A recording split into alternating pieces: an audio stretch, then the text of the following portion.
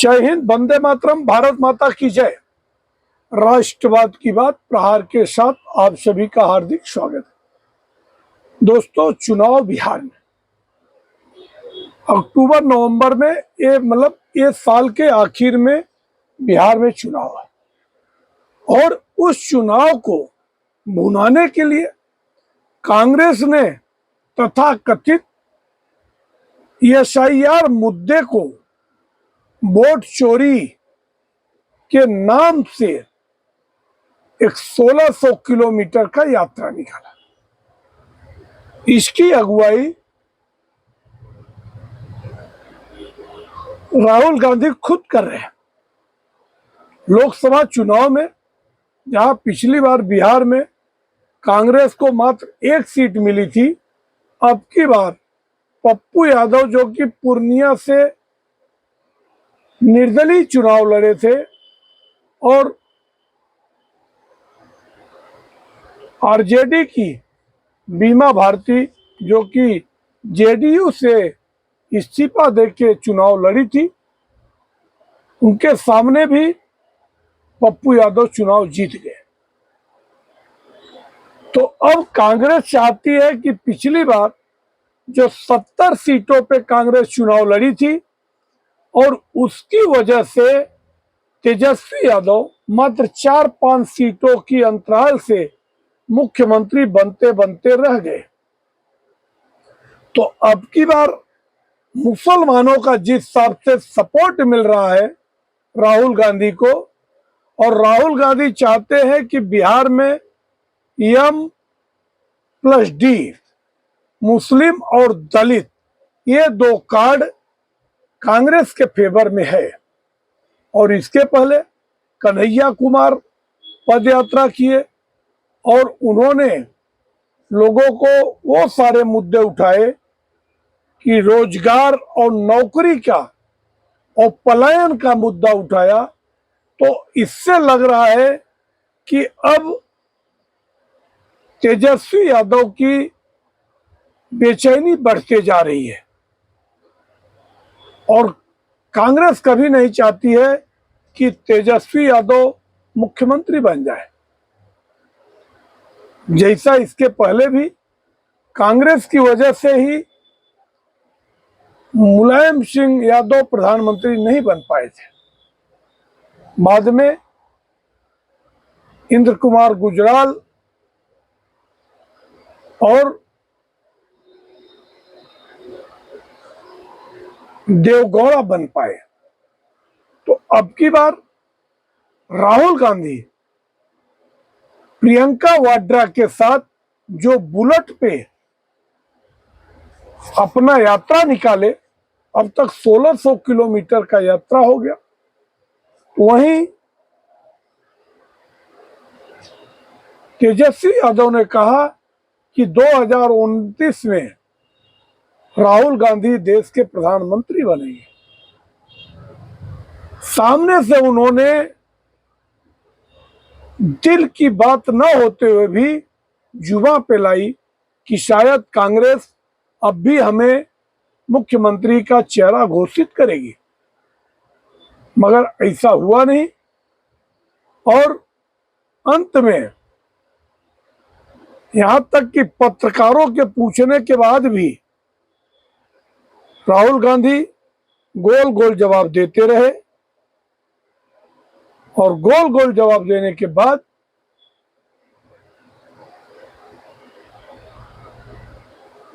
चुनाव में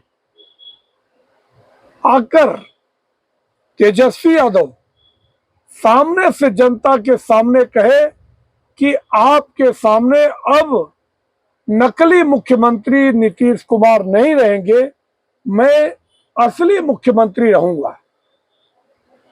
अब ये बेचैनी उनकी ये दिखाती है।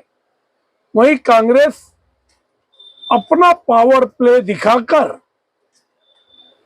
मिशन 90 पे चल रही है कि पिछली बार तो 70 सीटें मिली थी, जिसमें सिर्फ 19 सीटें कांग्रेस जीत पाई थी।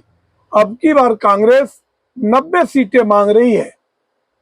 तो इससे जो महागठबंधन का गणित है ये कहीं न कहीं बिगड़ रहा है। और इसीलिए 1 तारीख को जो समापन यात्रा होने वाली थी पटना में, पटना के गांधी मैदान में, उससे कहीं न कहीं तेजस्वी यादव किनारा काट लिए। और इसके पहले कांग्रेस ने अपने सहयोगी दलों को बिहार में बुलाकर, खासतौर से स्टालिन का बेटा उदयनिधि स्टालिन ने डेंगू मलेरिया से सनातन की तुलना की थी। और दूसरा उसने कहा था कि बिहार के लोग यहाँ आके टॉयलेट साफ करते हैं, यहाँ घर बना के रहते हैं और टॉयलेट साफ करते हैं। तो मैं कहता हूँ कि ये 12 करोड़ बिहारियों का कहीं न कहीं अपमान था। और वही स्टालिन आके कांग्रेस और आरजेडी के लिए वोट मांग रहे। वही दूसरे जो रेवंत रेड्डी, जो कि तेलंगाना के कांग्रेस के मुख्यमंत्री हैं, उन्होंने कहा था कि बिहार में लोगों के अंदर टैलेंट नहीं है, वो यहाँ के मजदूरी करते, गंदगी फैलाते हैं। और उस समय प्रियंका वाड्रा तालियां बजा रही थी।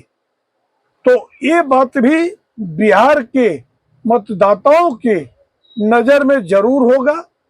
और आने वाले समय में भारतीय जनता पार्टी और जेडीयू ये बड़ा मुद्दा बनाने वाली है और ये जनता के बीच में ले जाके कहने वाली है, रखने वाली है कि जो कांग्रेस की ऐसी सोच है वही दूसरी तरफ राहुल गांधी की खामोशी। अभी तक उन्होंने तेजस्वी को अपना चेहरा नहीं बनाया। और आज जो mood off nation India today का सर्वे आया है, उसमें भारतीय जनता पार्टी 64 सीटों पे बढ़त बनाई है और 18 सीटें और भी उनको मिल रही है। इसका मतलब भारतीय जनता पार्टी 82 सीटों पे आगे है, जबकि जेडीयू 29 सीटों पे बढ़त है और 12 सीटों पे आगे चल रही है। मतलब 41 सीटों के आसपास वापस मिल रहा है जेडीयू को। और चिराग पासवान भी एक अच्छी खासी बढ़त बनाए हुए हैं। वहीं जेडीयू जो पिछली बार 75 सीटें लेकर सबसे बड़ी पार्टी हुई थी, अब की बार वो 35 सीटों पे बढ़त है और कुछ 12 सीटों पे आगे है। तो अगर दोनों मिला दे तो ये 89 सीटों से सीधे 47 सीटों पर आ रहे हैं। और कांग्रेस जो पिछली बार 19 सीटें जीती थी, अब की बार कांग्रेस दोनों मिलाकर 10 सीटों तक पहुंच रही है।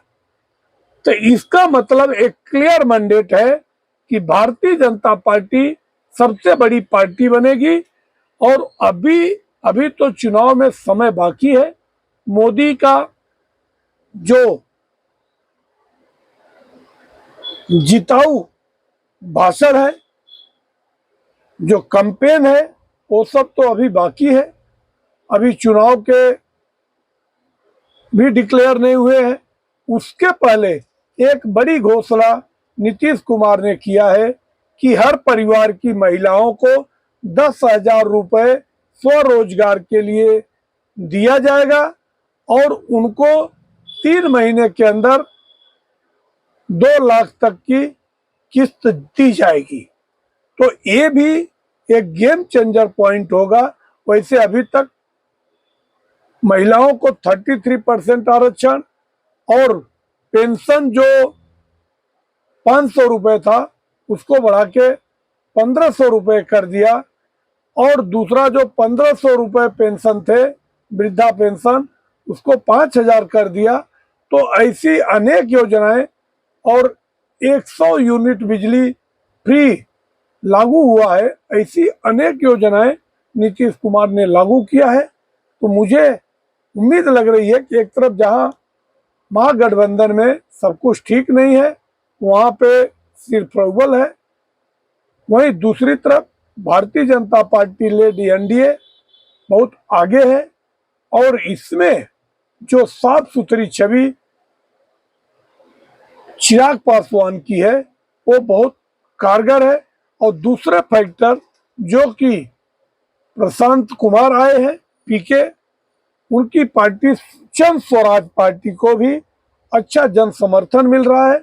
तो मुझे लगता है कि आने वाले टाइम में बिहार में खेला जरूर होगा। आप लोगों को अगर हमारा विश्लेषण अच्छा लगे तो आप हमारे चैनल को सब्सक्राइब करें और लोगों तक शेयर करें। जय हिंद, वंदे मातरम, भारत माता की जय। धन्यवाद।